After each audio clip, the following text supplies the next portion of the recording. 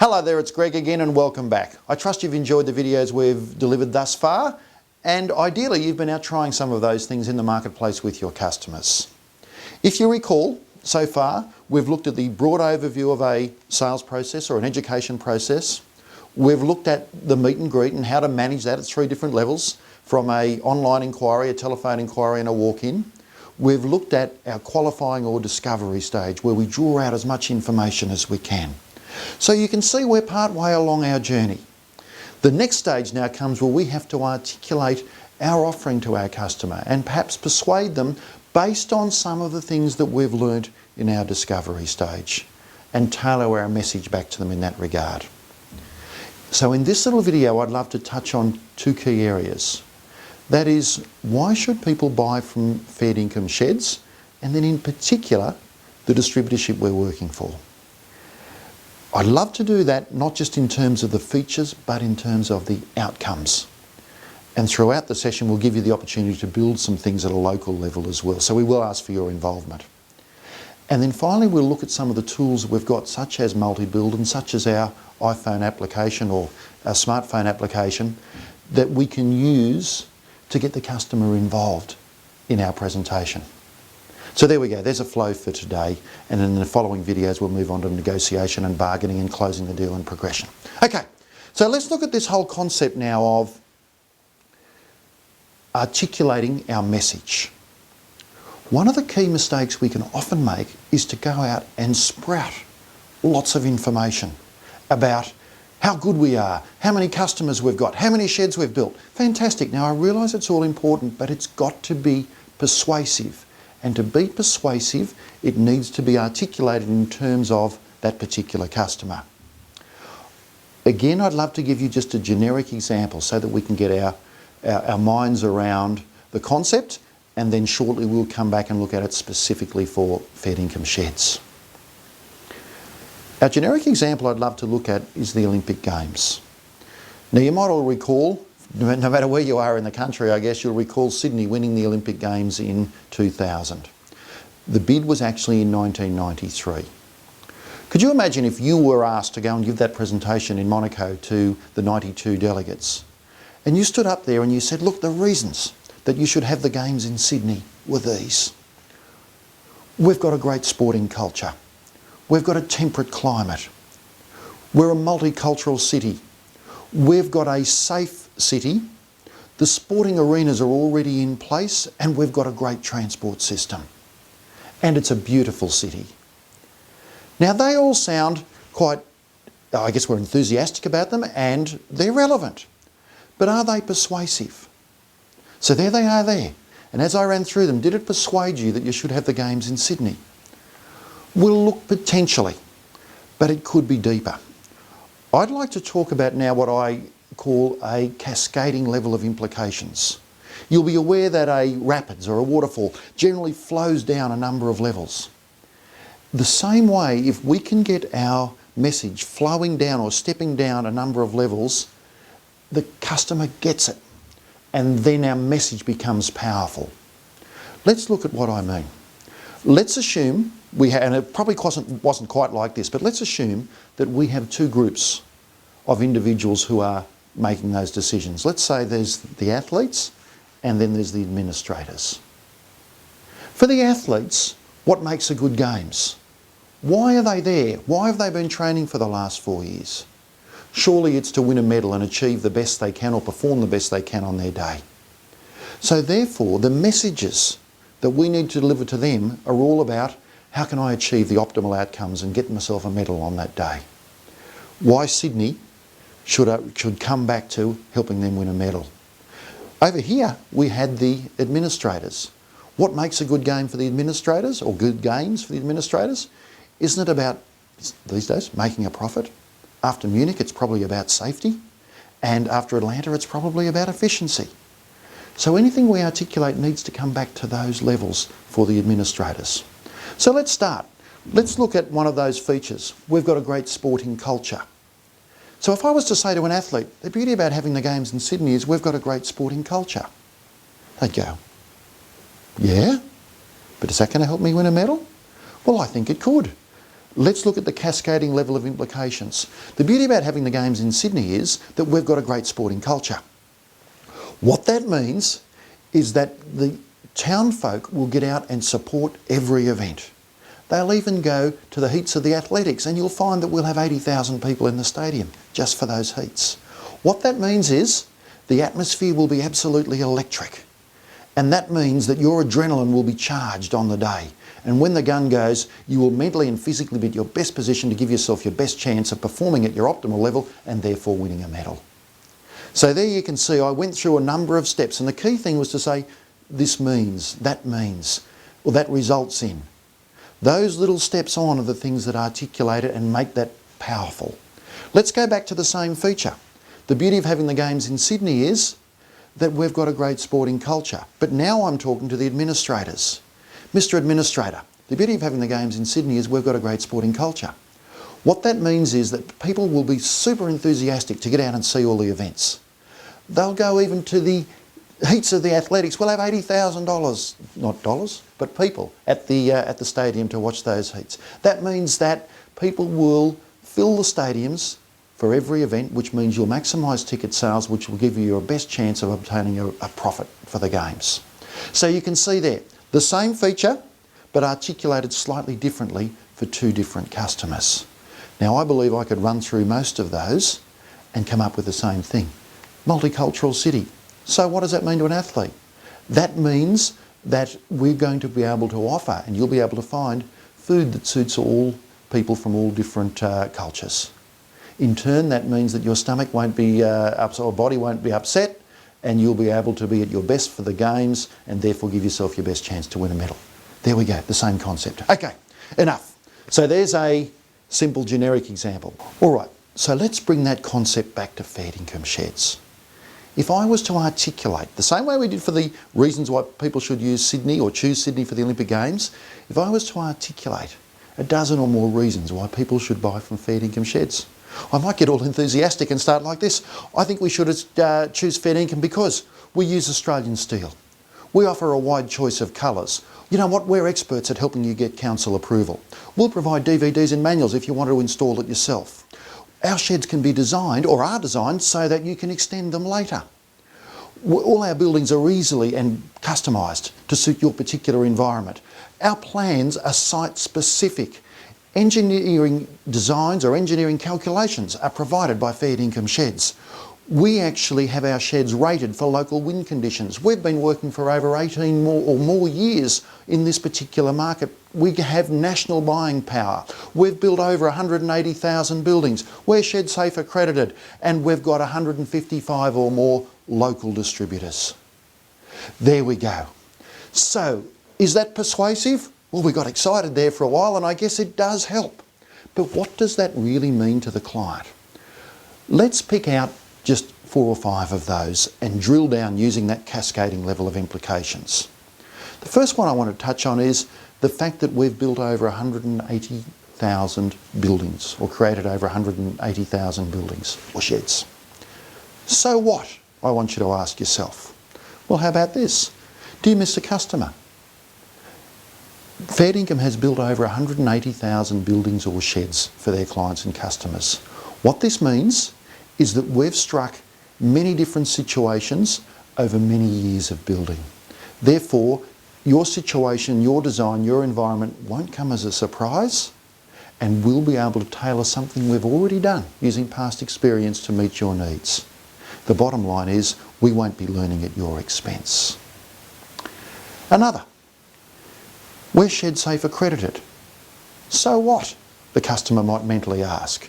Well, the fact that we're Shed Safe accredited means that our engineering designs have been tested and evaluated by an independent third party. That means it's not just us selling you the quality, but other experts in their field. But in turn, what that means to you is that you can rest assured that if you buy a fair income shed and install it on your property, it will last. It will do the job, and it will add value to your property so that it'll help you if you're ever selling in the future. There you go. Another, we've got 155 local distributors. What that means, Mr. Customer, is that the fair income distributor that you're dealing with actually, besides having this great network to draw upon for experience and ideas, has experience at ground level in your area. They understand local conditions. What that means is they'll be able to recommend, tailor and suggest a design or a solution to suit your specific environment. That way, you'll make sure you get optimal value out of your shed. Wonderful. Our buildings are easily customised. So what? Well, the fact that fair income sheds are easily customised means that you will be able to change the design to meet the specific needs. Now, a lot of other sheds that are put up or come into the country are one stock standard, one size fits all.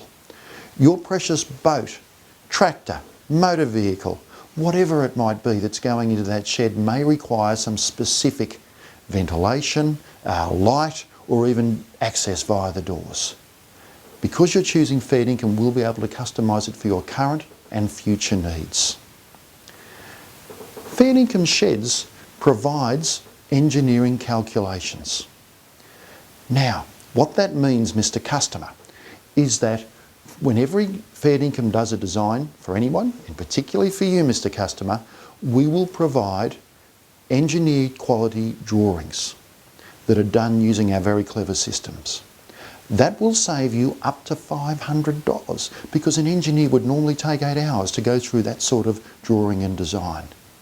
But again, in the long term, what that means is that you can rest assured that your shed will be designed to suit your conditions and will be built to last.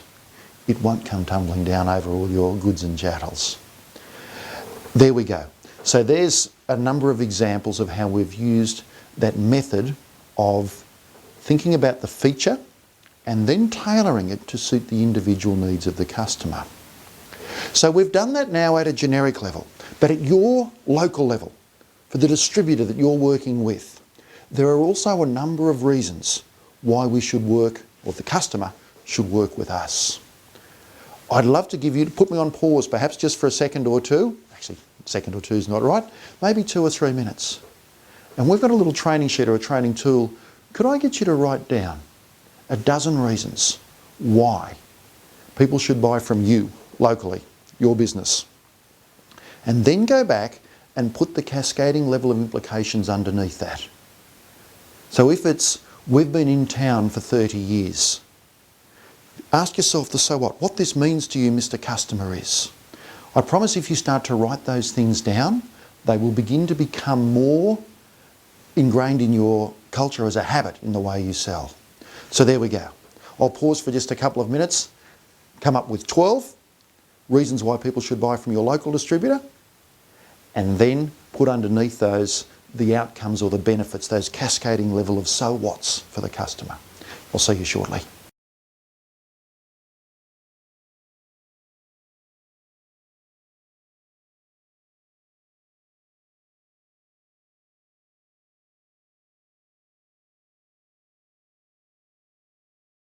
Welcome back. I trust you've come up with some very clever and powerful ideas to articulate and then persuade on the reasons why a customer should buy from your local operation.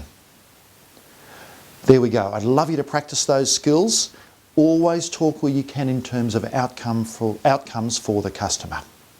Okay, let's move along, because as far as presenting is concerned, besides the stuff we've just done on demonstrating the outcomes, the cascading outcomes for a client, you have another fabulous tool at your disposal. And that is the multi-build demonstration system or software system. Now, whilst I understand in our minds it may be considered a tool that is used to build pricing, it is actually a fabulous tool for selling and for educating and for helping a customer to feel confident in fair income sheds, your distributor, and the level of detail that we have sitting behind. So here's a couple of ideas.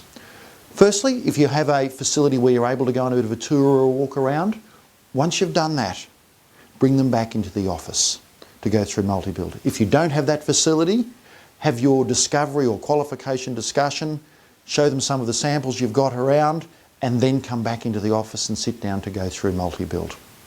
Now, what we're designing here is the I guess, rough or initial design for their particular shed. And the key is it's our opportunity to get them involved within the sales process. If we can get the customer to help design and help build, they'll actually have some ownership of it and feel entangled, if you like, within our process. That always helps as far as closing the deal and making them feel comfortable with us. So what are some tips when we're demonstrating, I guess, any software, but certainly multi-build? The first thing we're going to suggest is explain first what they're about to see. It's interesting, I've seen lots of people demonstrate software where they simply jump in and start moving the mouse around and clicking various things, and the customer gets a little bit lost.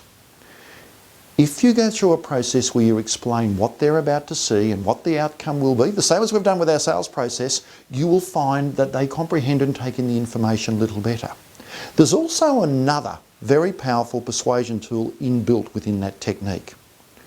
When you suggest to somebody that you're about to do this, that and the other, and they will then see this, this and this, when it actually happens, they're expecting it. And in their mind, subconsciously they go, he was right, or she was right. And it actually helps to build trust in you. You've proven what you've said you were going to would happen has happened. It demonstrates you as being a bit of an expert and authority. Certainly on the multi-build system, but in their mind, subconsciously it goes further than that. So always explain first what they're about to see. Now, a little tip when we get into multi-build. Always start with a populated template for your local business. Being pre-populated, it ensures that all your delivery details there, your pricing margins are in there for your standard system, and you don't run the risk of throwing it all together and throwing up perhaps something at cost price later on. So there's a simple little tip. Always start with a populated template for your local area. Now, as far as the process goes, you'll do other training in more detail about the actual operation of multi-build. Our purpose here is to design how to, or discuss how to use it as a selling tool. Again, we'll go through stages, and I would suggest that a good structure for running through a presentation on multi-build would be to begin with the shell, then look at the openings, then look at a series of things that we might put under the heading of comfort, then we'll look at the colour, then we'll look at price and how we can adjust the price, so perhaps a price revision, finally then the bill of materials, and then finally we'll print them a summary of that. So let's look at that in that particular order again. First thing we do is actually, based on their ideas, size and whatever, put together the shell structure. Having done that, ask them if they're comfortable and show them that on the screen. You might want to play with that one or two times, put a couple of different sizes in. You'll have done from your discovery, you'll have gathered rather, lots of information on whether they're going to put a boat or a tractor or something that's this high involved, and you'll make it fit.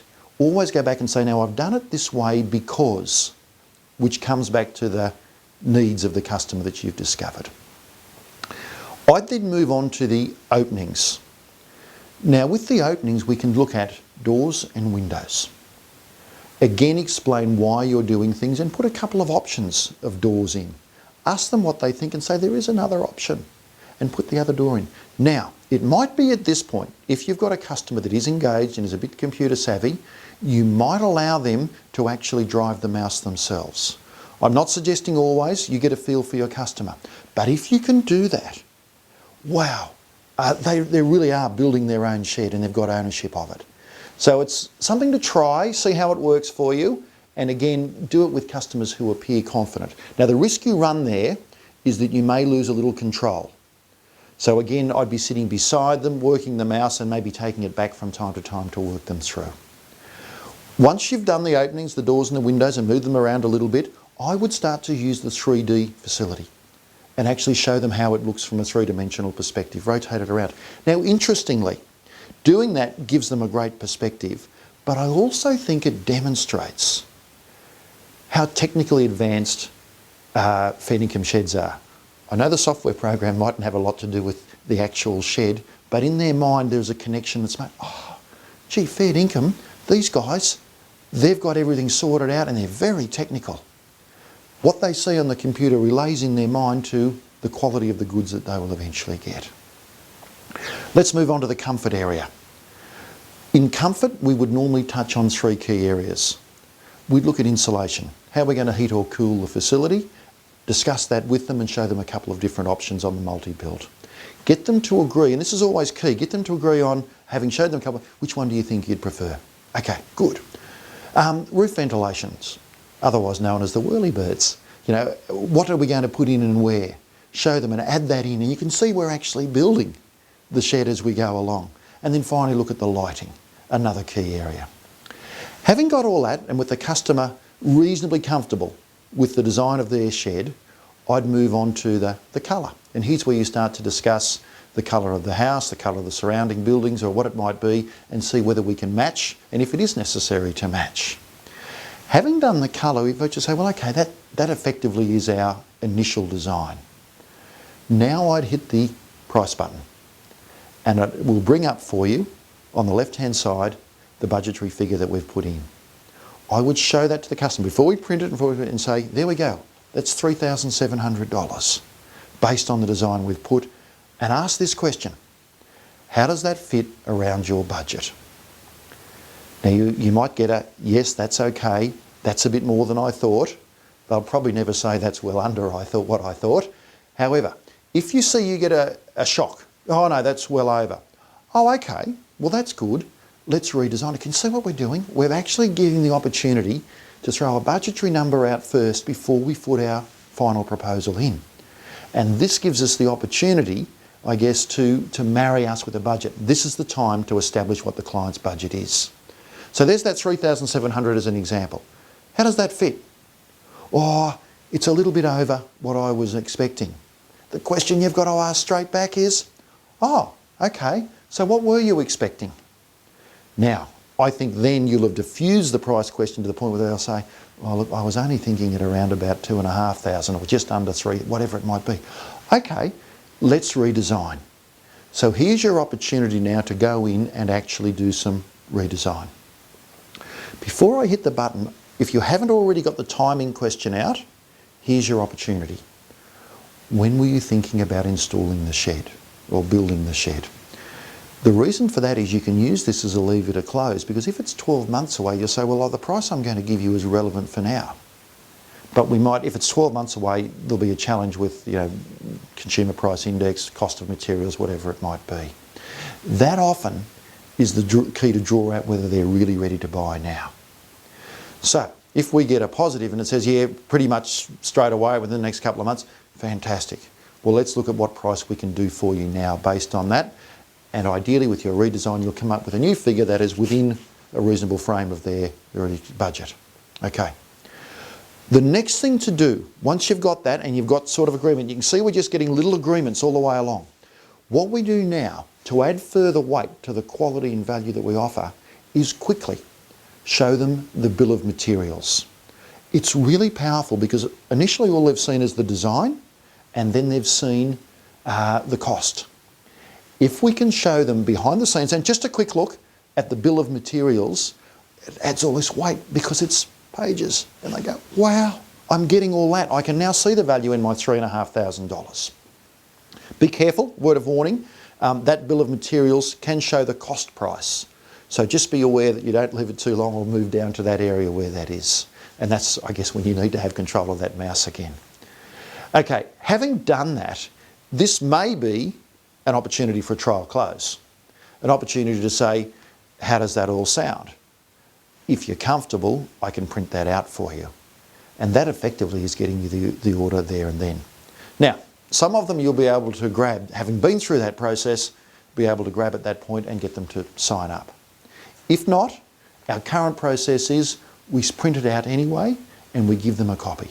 It's something that they have in their hand. Yeah? Another technique could be that you don't print it out and you hold on to it and you post it to them or you email it across to them. Now the value of doing that is if that arrives 2 or 3 days later, it sparks them again. Oh, there's that nice fellow, a nice lady from Fair Dinkum. Oh, there's the, yeah, okay. And then they might be able to show that around at home or discuss it with others or at least bring it back to the top of their in-tray. So there you go, a fabulous tool, multi-build, not just for pricing, but to use as a sales tool to help educate and progress clients along the way. So there we have it. A wonderful tool, multi-build, to use as a demonstration tool. I'd love to now touch on 3 things that we can do within and towards the end of that multi-build presentation to help us get the customer mentally beyond the point of making the decision. And this is a fabulous technique. What we do is you start to get the customer thinking about implementation, logistical ideas that will happen after they make the decision, because if they can start to plan those in their mind and start thinking about them, they've effectively stepped past the decision process, and from here we now just have to lean back and get the signature. We've still got to do it, but it's easier, I think, to do from out here than it is from here. So what are 3 potential areas we could discuss that mentally move the client beyond that? Firstly would be council approval and the process there involved. Secondly would be funding and how they might work on that. And thirdly would be the logistics of the installation. Council approval. Now that's going to vary from distributor to distributor, but I'd imagine and understand that in your area you may well be experts and can help people, or at least guide them through the process. And you can see what happens is mentally they're starting to advance and you're progressing them beyond just looking now at the multi-build software and their potential shed. They're starting to think about how I'd get this through this council, and you're showing them how to make it a smooth transition to that area. The second area is funding. So within the multi-build system, there is an access opportunity to roll through to help them with funding with our preferred supplier. Of course they can do that themselves, but again I'd start to discuss. We've probably already asked the budget question from our earlier training videos earlier on, but another chance to talk about funding in this area, which again gets them mentally thinking beyond that. And the final area is the logistics of the installation. Now you can see if we start to think about where we're going to store things, how things are going to occur, what's the timing line, they're mentally at the point of making the decision. It's the same as if you're thinking about going away on a holidays and you get people starting to talk about where we're going to stay, what activities we're going to do on that holiday. Mentally, they've almost made up their mind that they're going to go on that holiday. And booking it becomes the thing they do at the end because they've got everything planned in their mind and they're emotionally already there. So as far as the installation is concerned, when you're in multi-build, you can actually start to look at access. Simply by connecting through directly from that program to Google Earth, you can actually see their property. And then you sit and start to talk to them about how will we best get access, where should we deliver the goods to, talk about the excavation, how that might work and the laying of the concrete slab. We can then talk about where the goods will actually be delivered to, and can we suggest, you always suggest close by the slab as possible so that it's not a massive carry to move things from where they're stored to build on and erect on that slab. And finally, we'd always suggest that they go and talk to the neighbours before they get the DA letter in the letterbox so that they know and understand that you're potentially going to be building a shed. Much easier to get the neighbours buy-in if you talk to them in person. So you can suggest those things. And mind you, if they do go and talk to the neighbours, haven't they already made up their mind? They're going to put in a shed. There we go. Some fabulous ideas, I believe, on presenting and articulating our solution or our offer using cascading level of implications, using multi-build as a demonstration and sales tool, and using the concept of talking about the next steps and getting them thinking about funding, the access, all in advance. Happy selling. Love to hear you've gone out and tried some of those techniques over the next week or so, and we'll come back with our next video to keep things rolling shortly. Thank you. Get it into your head and get a Dinkum shed.